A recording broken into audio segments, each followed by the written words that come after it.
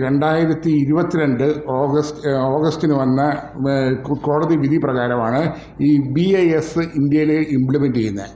അതിൻ്റെ കേസ് കൊടുക്കാൻ കാരണം വെച്ചിട്ടുണ്ടെങ്കിൽ നമ്മളെ ഇൻഫർമേഷൻ ബ്രോഡ്കാസ്റ്റിംഗ് മിനിസ്ട്രി ഇന്ത്യയിലെ മുഴുവൻ ജനങ്ങൾ കഷ്ടപ്പെട്ട് ടാക്സ് അടയ്ക്കുന്ന പൈസ 500 കോടിയാണ് ചിലവാക്കുന്നത്.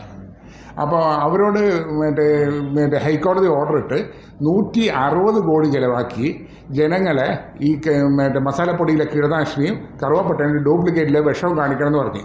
അപ്പോൾ ഇവർ പറഞ്ഞു വെച്ചാൽ റിപ്ലൈ തന്നെ അവർക്ക് സ്വന്തമായിട്ട് ഒരു ഫണ്ടില്ല, ഓരോ ഡിപ്പാർട്ട്മെൻറ്റ് കൊടുക്കുന്ന ഫണ്ടാന്ന് പറഞ്ഞു. അപ്പോൾ എൻ്റെ ഒരു എതിർകക്ഷി ഇവർ ഉണ്ടായിരുന്നത് ബ്യൂറോ ഓഫ് ഇന്ത്യൻ സ്റ്റാൻഡേർഡ്, അപ്പോൾ ISO. ഇപ്പം നിങ്ങൾക്കറിയുന്ന പോലെ ചെരുപ്പ് മുതൽ അലുമിനിയം പാത്രത്തിന് നിർബന്ധമാക്കി. ഇപ്പോൾ കഴിഞ്ഞ ആഴ്ച പെണ്ണുങ്ങളെ ഭാഗ്യത്തിന് മെൻസസിൻ്റെ പാഡിന് വരെ നിർബന്ധമാക്കി. ഇനി അത് മേടിക്കാൻ പോകുമ്പോൾ അത് ഉണ്ടാക്കി മാത്രം മേടിച്ചാൽ മതി എന്ന് പറയാം, തന്നാൽ മതി എന്ന് പറയാം കേട്ടോ. ഒരു ചോദിക്കാൻ കാര്യം ഉണ്ടായി ചോദിച്ചോ. അപ്പോൾ അത്രയും ഇത് അഡ്വാൻസ്ഡായി. പക്ഷേ അത് എന്ത് പറ്റി, ഇത് ടെസ്റ്റ് ചെയ്യുന്ന ലാബോ ഇത് പഠിപ്പിക്കാനുള്ള സൗകര്യമോ സൗത്ത് ഇന്ത്യയിൽ ആകെ ഒറ്റ സ്ഥലത്തെ ചെന്നൈയിൽ മാത്രമേ ഉള്ളൂ. അപ്പോൾ എന്ത് ചെയ്യും? അപ്പോൾ സെൻട്രൽ ഗവൺമെൻറ് നേരിട്ടിടപെട്ട് 2000-ന് മുകളിൽ സ്കൂളുകളിലും കോളേജുകളിലും ഈ BIS ക്ലബ്ബ് തുടങ്ങി അവിടെ പിള്ളേർക്ക് സയൻസ് എടുക്കുന്ന കുട്ടികൾക്ക് ഇത് ഫ്രീ ആയിട്ട് പഠിപ്പിക്കാനുള്ള സൗകര്യം ഉണ്ട്. അതിന് ഓരോ വർഷം 2 ലക്ഷം രൂപ കൊടുക്കും. എനിക്കൊന്ന് 10-50 ലക്ഷം രൂപ ലാബ് തുടങ്ങാനും കൊടുക്കും. അപ്പോൾ എന്താ പറ്റിയ ഇങ്ങനെ തുടങ്ങുന്ന സമയത്ത് ഇന്ന് ഏകദേശം 3 ലക്ഷം പിള്ളേർ ഓൾ ഇന്ത്യ ബേസിൽ ഇത് പഠിച്ചുകൊണ്ടിരിക്കുന്നുണ്ട്. അപ്പോൾ നല്ല രീതിക്ക് ഇത് ഒരു ഭാഗത്ത്. പക്ഷേ മസാലപ്പൊടി ഇതിൽ BIS ഇംപ്ലിമെൻറ്റ് ചെയ്യണമെന്ന് പറഞ്ഞാൽ അപ്പോൾ ബ്യൂറോ ഓഫ് ഇന്ത്യൻ സ്റ്റാൻഡേർഡ് പറഞ്ഞാൽ അത് കൺസ്യൂമർ അഫയേഴ്സ് മിനിസ്ട്രിയാണ്, ഓരോ ഡിപ്പാർട്ട്മെൻറ്റിനാണ് അധികാരം കൊടുത്തിരിക്കുന്നത്. അവരത് ഇംപ്ലിമെൻറ്റ് ചെയ്യാത്തതിന് നമുക്കൊന്നും ചെയ്യാൻ പറ്റത്തില്ലെന്ന് പറഞ്ഞാൽ അവർ കഴിയുമില്ല. ഏതായാലും കുറേ ഭാഗമായല്ല. ഇപ്പം ഏറ്റവും സങ്കടമുള്ള സംഗതി, ഈ ബീഹാർ ഇലക്ഷൻ ജയിച്ചേ പിന്നെ മോഡി ഗവൺമെൻറ് 14 ക്വാളിറ്റി ഓർഡേഴ്സ് ഈ BIS വേണ്ട വലിയ ഐറ്റംസിന് എല്ലാം ഒഴിവാക്കി കൊടുത്ത്. മെയിനായിട്ട് നമ്മളെ ഇമ്പോർട്ട് ചെയ്യുന്ന ഐറ്റംസ് റോ മെറ്റീരിയൽസിനാണ് ഇമ്പോർട്ട് ചെയ്ത് അതിന് വേണ്ടെന്ന് വെച്ചാൽ. അപ്പോൾ ഇപ്പം നിരോധിച്ച കറുവാപ്പട്ട ഡ്യൂപ്ലിക്കേറ്റ് ഇമ്പോർട്ട് ചെയ്യുന്നുണ്ട്.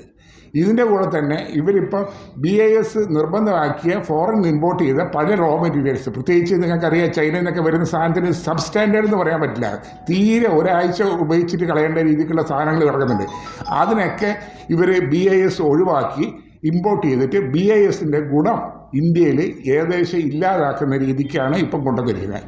ഒരു ഭാഗത്ത് പാവപ്പെട്ട പിള്ളേർ മുഴുവൻ ഇത് 5-10 ലക്ഷം പിള്ളേർക്ക് നമുക്കൊരു നല്ല ഭാവി ഉണ്ടാകുമെന്നുള്ള പ്രതീക്ഷയിൽ ഇത് പഠിച്ചു വരുമ്പോഴേക്ക് ഈ നിയമം കൊണ്ടുവന്ന സെൻട്രൽ ഗവൺമെൻറ് തന്നെ ആ നിയമം വെള്ളം ചേർത്ത് ഇല്ലാതാക്കാനായിട്ട് നോക്കുന്നത്. അതിനെതിരെ നിങ്ങൾക്ക് ഫ്രണ്ട് പേജിൽ തന്നെ ഞാൻ നമ്മളെ മിഡിൽ ഇൻകം ലീഗൽ എയ്ഡ് സൊസൈറ്റിക്ക് ലെറ്റർ ഇട്ടിട്ടുണ്ട്. അവർ കനിവ് തോന്നിയാൽ അവരെനിക്ക് 15,000 രൂപയ്ക്ക് കേസ് അവിടെ വാദിച്ചു തരും എനിക്ക്. പക്ഷേ നിങ്ങൾക്കറിയാം, പുറത്ത് ടോപ്പ് 10 വക്കീലന്മാരെ നമ്മുടെ പയ്യന്നൂരിലെ വേണുഗോപാൽ ഉൾപ്പെടെ അരമണിക്കൂർ ഇതേപോലെ സംസാരിക്കുന്നതിന് അവർ മേടിക്കുന്നത് വെറും 15 ലക്ഷം രൂപയാണ്. അപ്പോൾ അങ്ങനെയുള്ള ഞാൻ അതിന് കൂടുതൽ ജഡ്മനാനി മേടിക്കും. ജഡ്മനാനി 30 ലക്ഷം രൂപ മേടിക്കത്തുള്ളൂ. അപ്പോൾ ഇങ്ങനെയുള്ള സ്ഥലത്ത് എന്നെപ്പോലെ ഒരു വ്യക്തിക്ക് ഒരിക്കലും പോകാൻ പറ്റത്തില്ല. അപ്പോൾ ഒരു ഭാഗത്ത് ഇത് നടക്കുന്നുണ്ട്. ഇപ്പം ആയുർവേദത്തിൻ്റെ അകത്ത് ഞാൻ കേസിന് പോകാനിരുന്നതാണ്. കാരണം നിങ്ങൾക്കറിയുന്ന പോലെ 30 ഇൻസ്പെക്ടർമാർ വേണ്ടടുത്ത് ആകെ 4 പേരേ ഉള്ളൂ. പിന്നെ തട്ടിപ്പ് പരസ്യം നിരോധിച്ചിട്ട് ഇവിടെ വിൽക്കുന്നുണ്ട്.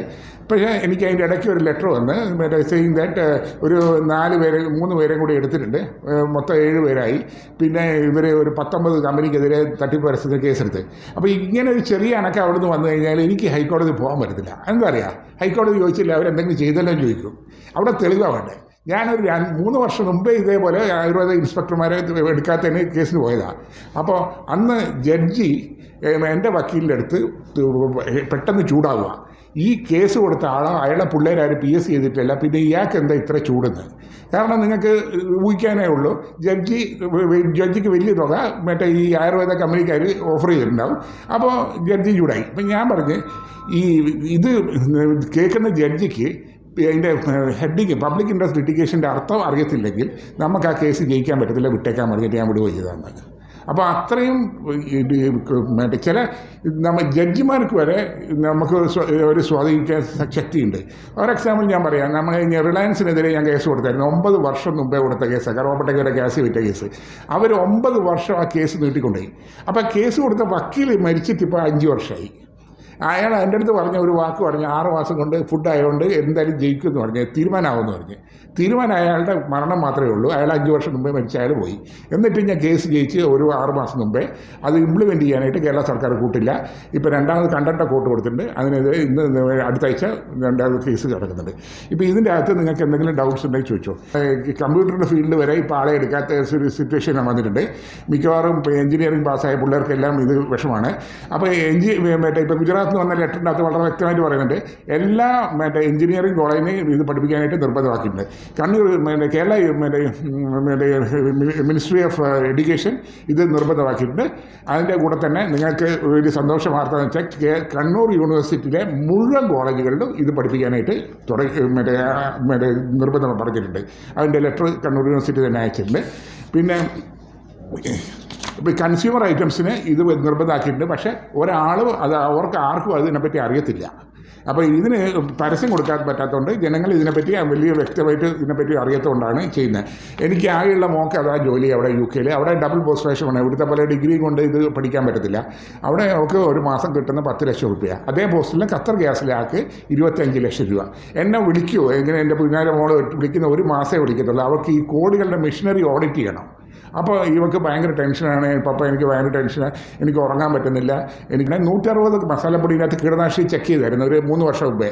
അതെല്ലാം പാസ്സായി. എങ്ങനെയാണെന്ന് വെച്ചാൽ മെയിൻ 10 തീരം കീടനാശിനി അവർ ചെക്ക് ചെയ്യാതെ അവർ പൈസ മേടിച്ചിട്ട് എല്ലാം ടിക്ക് ചെയ്ത് വിട്ട്. അങ്ങനെ ഇപ്പം മസാലപ്പൊടി ഇവിടെ നടപടി സ്വീകരിക്കുന്നുണ്ട്. അവിടെ നിന്നുള്ള സാധനം ഇവിടെ വന്ന് വിൽക്കുന്നത്. ഒരു രക്ഷയില്ല ഇതിൻ്റെ അകത്ത്.